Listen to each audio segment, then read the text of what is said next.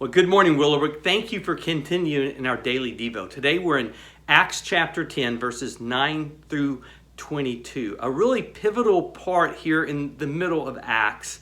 A fulfillment is going to be happening where the gospel, the message of hope, is going to go from being mainly to Jews to the rest of the world. A fulfillment of really what God said to Abraham when he made a covenant with him, that you would bless all the world. And Christ came, and Christ was a Jew, but it wasn't to bring salvation just to Jews, but to bring salvation to the whole world. The problem was the Jewish mindset, even in the early apostles, and as we read through, is the fact that you become a Jew in order to become a Christian. I mean, it makes sense. Jesus was a Jew. Jesus obeyed dietary law. Jesus followed all the teachings of Judaism. So wouldn't it make sense to be like Jesus? You'd be a Christian, but you'd be a Jewish Christian. You would convert to Judaism as you would become a Christian.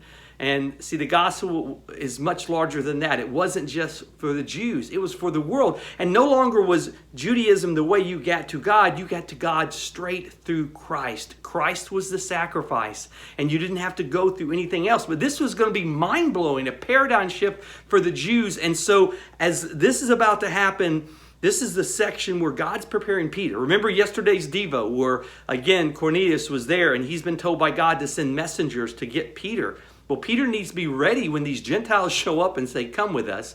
And so he's at midday, he's praying, he's hungry. He has a vision of this blanket coming down with all these different foods, some non-kosher. And he's told to get up, kill, and eat. And of course he's looking, he's going, I'm not going to kill those animals. That's against dietary law.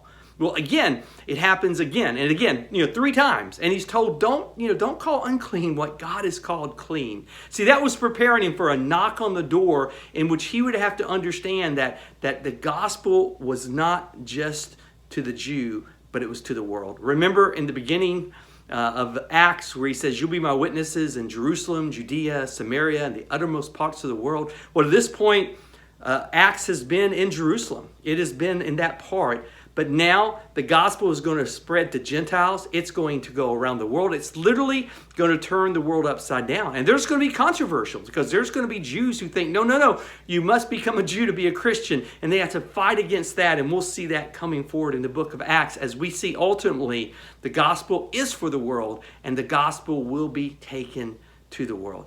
See, guys, it's great to be part of something, to know that God wants us to make a difference locally in the nation, in the city, in the state we're in, but he also wants to use us to make a difference in the world because the gospel is for the world.